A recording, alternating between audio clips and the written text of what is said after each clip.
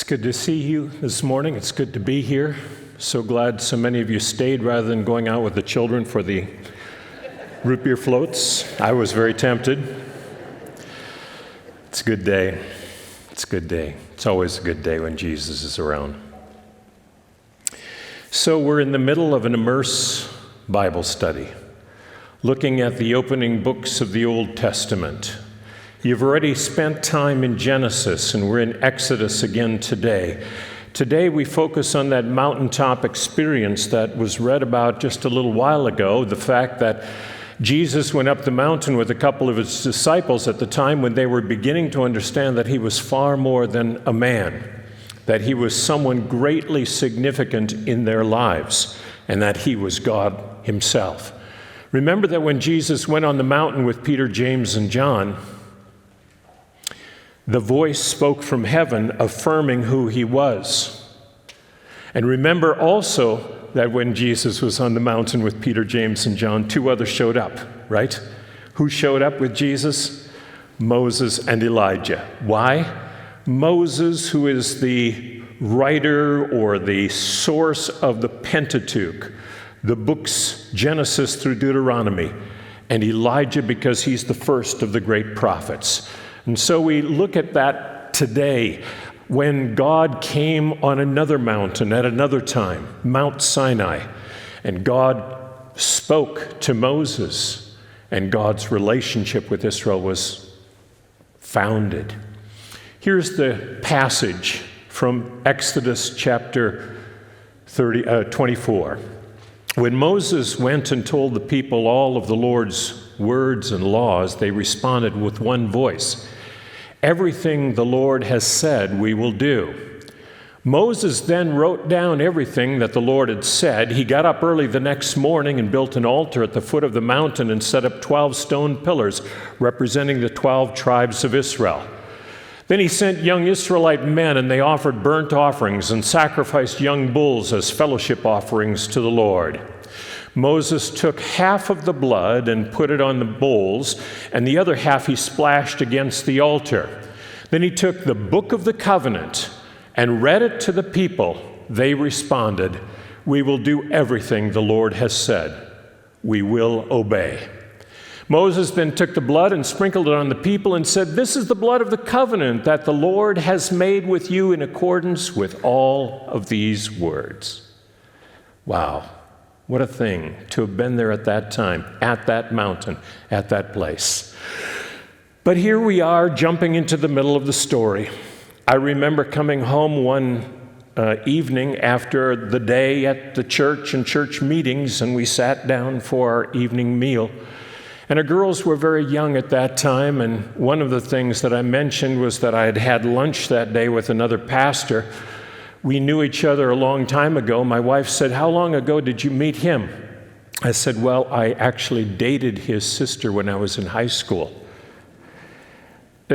She already knew that, but there were 3 pairs of very wide eyes on little girls around the table. "Daddy, did you love somebody before you loved Mommy?" "Yeah." And then they all swiveled and turned to Brenda and said, "Mommy, did you love somebody before you loved Daddy?" "No," she said. No, that's not possible. We all jump into the middle of the story. I talk with my students, and we talk about the fact that nothing really of importance happened in the entire history of this world before they were born. We jump into the middle of the story, right? We jump into the middle of the story.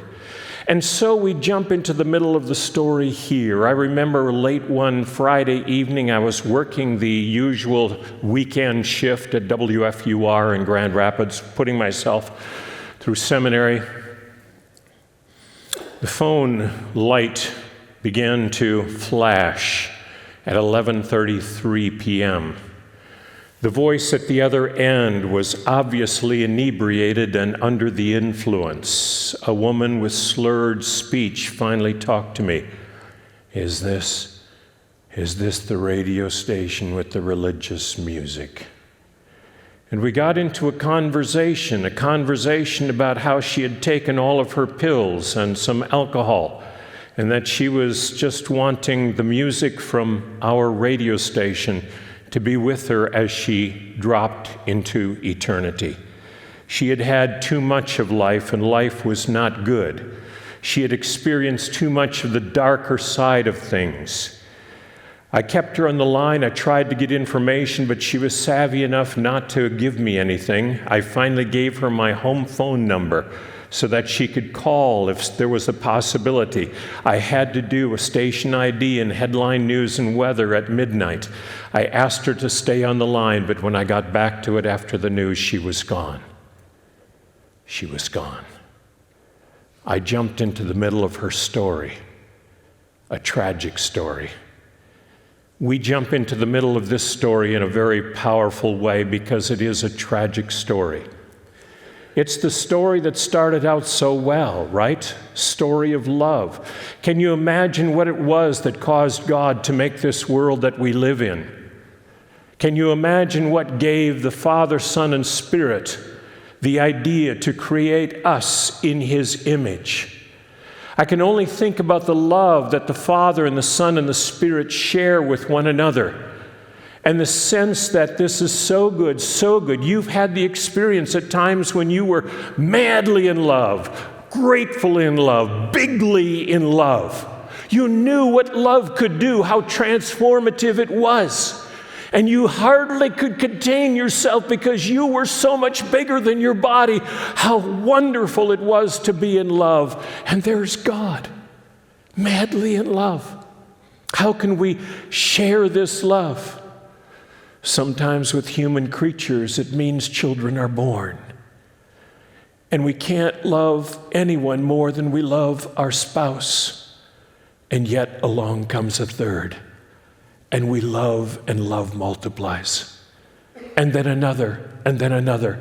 And here's what must have been in God's Trinity, in God's community, saying, the love we share, can we multiply this love? And God created humans in God's own image. Here we are, created out of the love of God. But the story quickly turned dark, didn't it? The story turned dark so rapidly. Because if I love my wife, if I love my children, I must love them with the freedom that love brings. They must have the freedom also to love, but to choose other ways. And that's where the story went. All God's kids left home. Everybody ran away. Within a short while, nobody even remembered where home was or who the parent was, our Heavenly Father. We ran away from home, and the story gets darker and darker as we go into the night, trying to find religious music on the radio, but not knowing even what the songs are all about. It gets darker and darker as we want someone to love, and every time we turn to someone who wants to love us, that love becomes manipulative. And we hurt one another, and we fight, and we separate, and we die. We kill for love, and love becomes very dark. The whole book of Genesis is really about that, you know. The Bible doesn't begin in Genesis, the Bible begins in Exodus. Let me be very careful about that. The Bible does not begin in Genesis, the Bible begins in Exodus as a written document. Go through all of the text, all of the stories, all of the things that we read about in Genesis. Notice that Adam and Eve did not have a Bible. They met with God, yes, but they did not have a written document. They did not have a Bible. We go through the stories, Lamech, Cain, Abel, Seth, they did not have a Bible. We'll go through the stories. Noah met with God. God met with Noah, but Noah didn't have a Bible. The stories turn to the family of Terah, Abraham, Isaac, Jacob, his descendants. They all met with God, at least the key figures met with God. God met with them, but there was no Bible there. The Bible doesn't show up until the passage we just read this morning from Exodus 24, where finally when Moses meets with God on the mountain, then Moses comes down and he starts writing, and he wrote the book of the covenant. That is really pretty powerful. Now, Genesis itself has a pattern, has a plan. We're going to be talking about covenant this morning, and part of covenant involves an historical prologue. Why in the world would anybody make a covenant?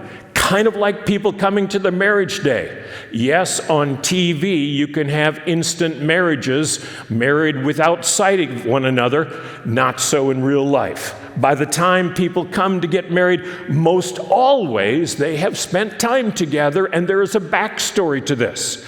So it is with God and Israel at Mount Sinai. They have met each other before, and there is a backstory to this. And part of the covenant involves writing down the backstory. The little backstory is the first 19 chapters of Exodus. The big backstory is Genesis. God created everything good. This is the way He intended for it to be, and finally got around, after everything else, to creating humans in the image of God, capable of love, of being loved, of sharing love, of multiplying love, made in the image of God. And then the freedom of love took a different course than anybody expected, and things fell apart. We see that long list of bad things that happened as individuals rebelled and rejected and turned to their own ways and killed one another. Cain kills Abel, and Lamech several generations later says, "I've killed me a bunch of people. How great am I?" And during those times, Noah found grace in the eyes of the Lord. There's the next major move of God. Can we restore this thing? Can we do a do-over? Can we make it right again? Can we get back on track? Everything that God said to Abraham, or to Adam and Eve in the Garden of Eden, God says again to Noah. Be fruitful, multiply, take care of the earth. It's a do-over for God. And God sets His bow in the heavens, making certain that there will never be a destructive force like this again. So everything's better, right? Then comes the Tower of Babel. And that's the next one. The community of humankind, all of the descendants of Noah and his family, they openly rebel against Father in heaven. They openly reject the possibility of returning home. They continue down the path of destruction. And that's where the story of the Bible really begins, the story of redemptive salvation. Because God says, what am I going to do now? How can I do this without wiping out everybody? What can I do? And God takes one small family, and God teaches one small family about the things of heaven, about the things of God, about the things of love. And God plants that one family in a particular place, and that's the story we're reading about this morning. We see in Genesis a variety of things happening. We see how Abraham's family shifts over the years and how selections are made. But basically we begin to see the story how God is trying again to influence the whole of humankind. And if God can influence the whole of humankind, then finally, maybe some will find love. Maybe love will return to planet Earth. And that's where we jump into the story today. The story is something that begins broader than Israel herself. The story begins with other nations, all who are God's people too. All peoples are God's peoples. But how will God recall all of the kids, bring them all back home, teach them again how to love? In the world of Israel's day, one of the most powerful nations at the time in the ancient Near East were the Hittites. You know one of the Hittites. You remember him from another story. Remember there was a king named David, and remember he was a great and powerful king. Remember also he had this affair with a person. Remember her name? Bathsheba. She was already married to who? Uriah the Hittite. This is the great nation of the Hittites. Now we would call it Central Turkey. In those days, the Hittites had armies and they had trade, and they managed to take over much of the ancient Near East, or at least have client states everywhere. And in order to manage their client states well, they developed something that's come to be known as the Suzerain Vassal Treaty. That means simply the king and subjects, the one in charge and those of us who owe our life to the one up there. The Suzerain Vassal Treaty. If you go to any city in the United States today and you're starting over with your life and you want to rent an apartment, you go to the leasing office and you talk about what's going to take place. They don't sit down and take all the details of your life. They pull a standard renter's contract out of the drawer. You can go to any city in the United States and the contracts are all the same. You just fill in your name and you fill in how much you're going to pay and you fill in the details, how they're going to get their money and all of that, and you sign on the bottom line. That's a standard renter's agreement. This was the standard treaty among the nations of that time. Everybody knew about this. There were so many of them. Archaeologists today have uncovered literally thousands of those. But the Hittites had done something that managed to standardize it in a way that everybody said, well, that makes a lot of sense. Let's do that. Into 6 parts. There was a preamble. Who was in charge? The suzerain, the king, the one who was setting this all in motion. There was a historical prologue. How did we get here? What was it that caused us to come into this relationship at this time, for this reason, in this way? Then there were the stipulations, and of course the stipulations are the most important. What are you going to do? What am I going to do? The king would say, I'm going to protect your borders. If their enemies attack you, I'll be there with my armies. If there's a time when the grain crop has failed, you can eat from my granaries. I will make sure you have food. I will protect you. What are you going to do? You're going to supply me with 1/10 of your grain every year, or the animals from your flocks. You're going to send some of your young men to serve in my armies. This is a two-way street. You know, you do, I do, and we live together quite well. Then, of course, there would be the curses and blessings, always in that order. Curses first. If you don't do this, watch out. If you mess up, boy, is it going to be bad for you. There have been doctoral dissertations written about these things. May the fleas of 1,000 camels invade your armpits if you don't keep to this. You would not like that. There are lots of curses. And the blessings. If we do these things, life will be good. Life will matter. Life will be great, you know? Then came the witnesses, and the witnesses were typically the gods of the area, the gods of the storms, the gods of the rivers, the gods of the mountains, the gods of the powers that we see and cannot otherwise understand, the gods we name because they have impact on our lives. And then came something that scholars, for lack of words, can you imagine that? Simply call the document clause. It's the catch-all at the end. How the covenant is going to be ratified, how this covenant will be copied, where the copies will be kept, how often it'll be taken out and read to remind people because they don't have phones that they can take out during the middle of the service and check to see what the scores are. What all is going on in your life, this is what takes place in the document clause. Now, what's so fascinating about that? Everybody in every ancient Near Eastern civilization knew about this suzerain vassal covenant. Every people was shaped roughly in this manner. Look at this. Go back to Exodus 24. Go back to Exodus 20 through 24. The start of the Bible, the beginning of the Bible, the kernel, the nugget, the seed of the Bible begins right here at Mount Sinai. God has a problem, and the problem is compounded.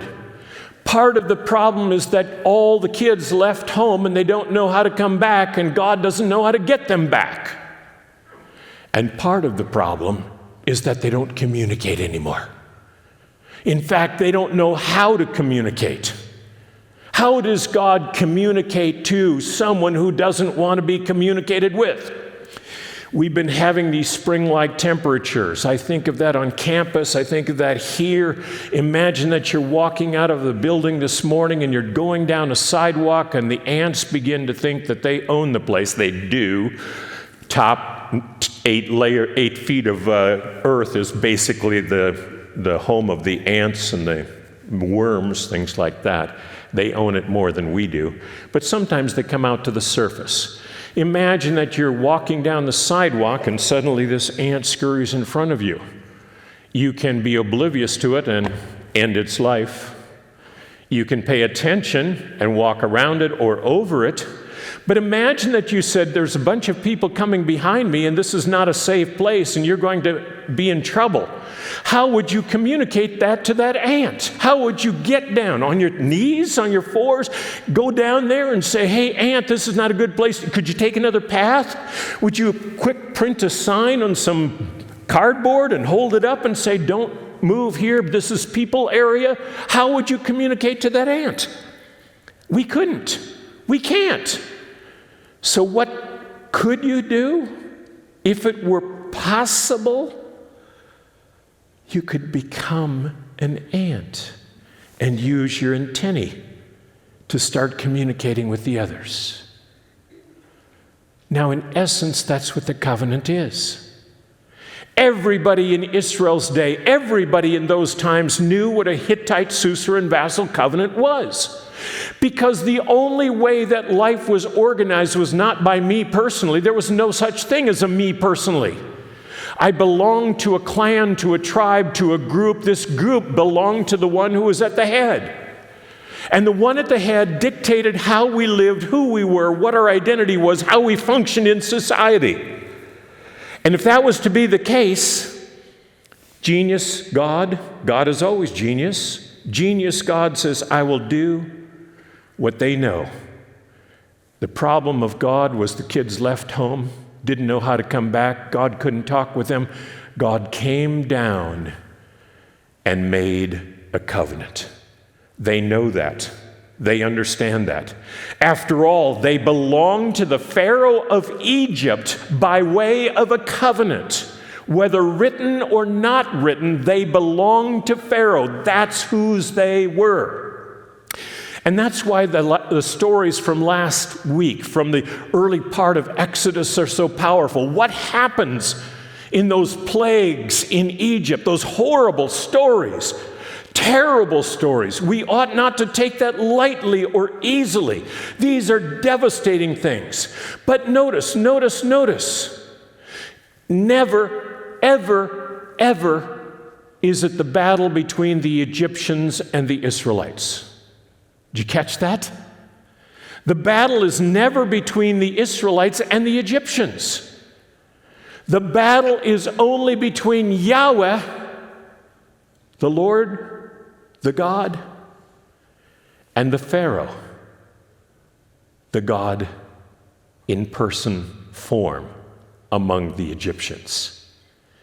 Now, what is Egypt? We look at Egypt and we think it's this big square on the northeast side of Africa. No. Egypt has not been, is never just a big square with dotted lines on maps. Egypt is the Nile, the land along the Nile, and the sun. Egypt exists because of the gift of the Nile. Who sends the Nile? The gods send the Nile. There could be no water here. There could be no growing crops. There could be no life here except for the Nile. Where are the gods? Why do they send it? We don't know. They're so far upstream, we've never been able to get there. But they keep sending. The gods keep sending, and so we're grateful for that. This is why when Yahweh comes to rescue the people who are the family of Aaron to set up shop in a place that'll influence the rest of the world of that day, Yahweh does battle with the Pharaoh. And notice the plagues, the 10 plagues systematically wipe out any claim the Pharaoh has to the power of the Nile. Turns to blood, then it creeps out in frogs and invades our houses with death. To the land, which was our friend, but becomes our enemy and produces diseases. To the skies above, that instead of sending the blessing of sunshine, send us the artillery of heaven that kills us, and invading armies like the locusts, and then the sun goes out entire. What? Our God is gone. And through that all, Yahweh comes, does battle with the Pharaoh, with the God of the Egyptians. Let my people go. And God claims God's people. And at Mount Sinai, as they wander through the desert, they begin to know how much God loves them. For they are the people who have been claimed and loved by the God who can shake all of the nations of the earth.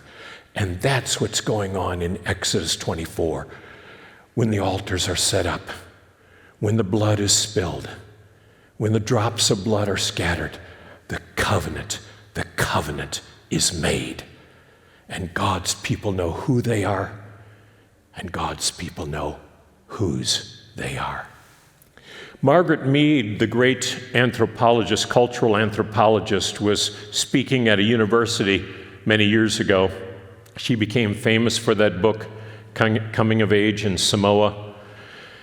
She was speaking at a large audience in a large auditorium, and after her message, they had microphones stationed strategically so that people could come and ask her questions. One of the university students asked her a question, Ms. Mead, from all of your study, your research, when do you think that civilization begins anywhere on planet Earth? Well, that was a good question. Could it be when there's the domestication of livestock? Could it be then when crops are begun to be sown and harvested so one does not have to range so far to get food? Could it be when there are representations of art and artwork and symbolic metaphors? Could it be when there are implements of war or of farming? Could it be that there's evidence of language? When does civilization begin? And Miss Mead said something quite astounding. She said, civilization, I believe, begins wherever we send archaeologists and they find the bones of folks and discover a healed femur. What? A healed femur? This bone right here. Why? Why would that be a sign of civilization? Because, said Ms. Mead, the law of the jungle is this: you fall, you die. If the animal is after you, the animal with great jaws and a hungry stomach, you fall, you die. If the enemy is pursuing you with its spears and its arrows, you fall, you die. If you're on your own, hunting, fishing, walking, and you stumble and you break your femur, you fall, you die. You cannot make it to safety. So if there is the possibility that we find a femur has been healed, you know what it means, don't you? It means that someone, at great expense to their own safety, stood with the one who fell, stood there and beat back the enemies, stood there and waved off the wild beast, went looking for food for two, went looking for water for two, dragged that one who could not walk on her or his own to a place of safety, stood guard, built a fire, got more food, kept the enemies away, nurtured health back to that person. Ms. Mead said, when we know that there is a healed femur, we know that civilization has arrived. Because someone has jumped into the middle of that story. And someone has said, I will never leave you, and I will never forsake you. You can count on me, put my name on every date of your planner from here to eternity. I am with you. I love you. There's where the Bible begins. I'm here because of that. And so are you. Pray with me. Thank you for making promises into our lives, for speaking in ways that we can understand, even though your voice is often beyond our grasp. Give us the courage to live as if this matters, and as if we can love those who are also your children. In the name of Jesus, amen.